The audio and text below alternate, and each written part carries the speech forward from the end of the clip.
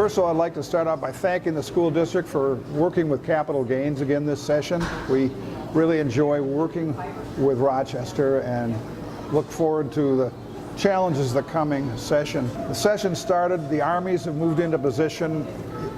You know, you've got a lot of different armies squaring off here. You've got Republicans and Democrats, and you got the House and the Senate. Then you got the legislature versus the governor. Before the end of this session, they'll all be going after each other, and party lines won't always matter.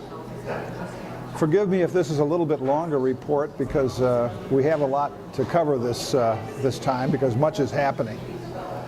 I'd like to talk briefly about the issues that are beginning to emerge at the legislature. One issue is the health care exchange that is mandated by the Obama care law, and that has to be done by the end of March.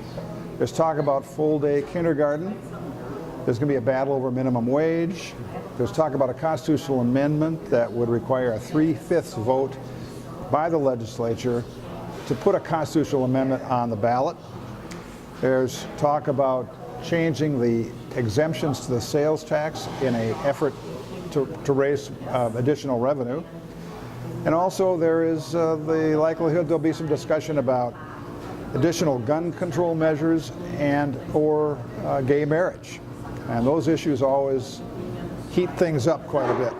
I think the number one priority of the legislature, at least the party in control, is to do something to fix the budget deficit, which we've been grappling with now for a decade, and we've been fixing it with chicken wire and duct tape instead of, you know, taking the tough medicine and actually fixing it. And I think there is a desire to take some tough medicine and really fix the problem. And so as you look at the budget deficit right now as we go in, we've got $1 billion in structural deficit. We're not taking in enough money to cover the programs that we seem to want to keep going. We've got about $1 billion or slightly less in inflation, which we decided to pretend didn't exist back in 2002, but it persists as a factor. And then we still have about $2.5 billion to pay back on the shift. So we've got the big budget issue overarching everything. A matter of concern to the district is the committee structure and the chairmanships of those committees. In the House, we have a very able and strong chair in Paul Marquardt from the Moorhead area, and we also have, and that's for finance, education finance. In the area of policy, we've got Carlos Mariani from St. Paul, and then there's also an additional committee on early childhood development, which will be chaired by Joe Mullery of Minneapolis.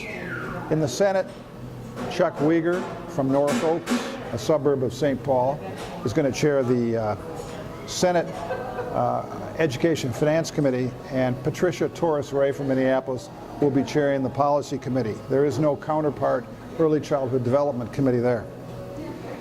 A concern that I have, and Peg shares this with me, is that this year there are less people from Rochester on these key educational committees. In the House, for example, we really have one person of those three committees, we have one person, and that's, fortunately, it's Dwayne Quam, who serves on the Finance Committee, and he's very, very good in that capacity. But in previous years, we've had better numerical representation. In the Senate, we have one person on the Policy Committee, no one on the Finance Committee. I'm concerned about that.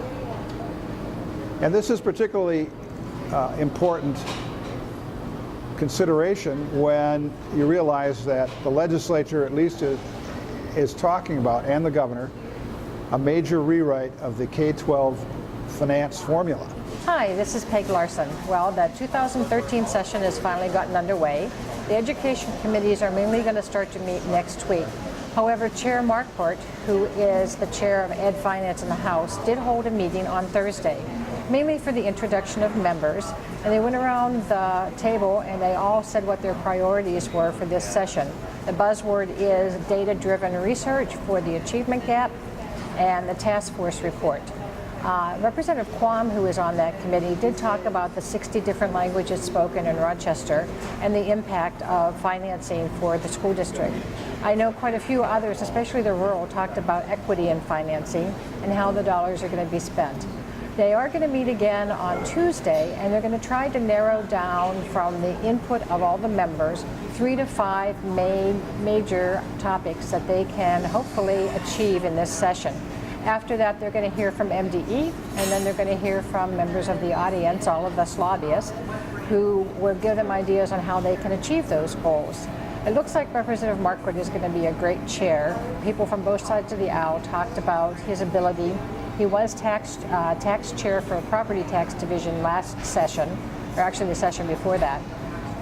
And Representative Dabney, who is the chair of taxes, sits on this committee also. So there will be a lot of intertwining of education, finance policy, and taxes this coming session.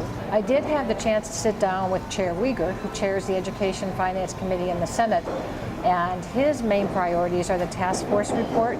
And of course, everybody is looking to pay back the shift as soon as possible. He will be working in conjunction with Chair Marquardt, and they'll be holding a meeting on the 23rd of January, the day after the governor comes out with his budget, to talk about the priorities that the governor has set for this session. One thing that almost everyone mentioned in the K-12 Finance Division was the task force report from MDE. And that is going forward as a package. If one thing in it falls apart, it looks like the whole package will fall apart. But Chair Marquardt and many of the members mentioned that they will be scrutinizing that report and seeing which parts of it actually work. Ed Policy in the House starts to meet next week.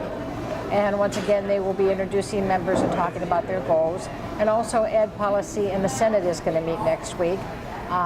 Chair Uyghur for Ed Finance said that they will be towards the end of next week. I think pretty much he'll be taking his directions from the tax chair, and we will see how that all turns out. As I said before, Representative Marquardt, or Chair Marquardt, said that they would take up 3 to 5 major topics to try to resolve this session.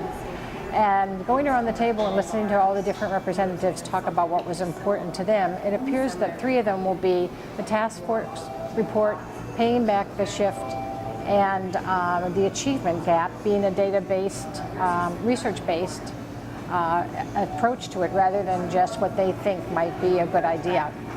I'd like to say thank you, and we'll talk to you next week. The best is yet to come.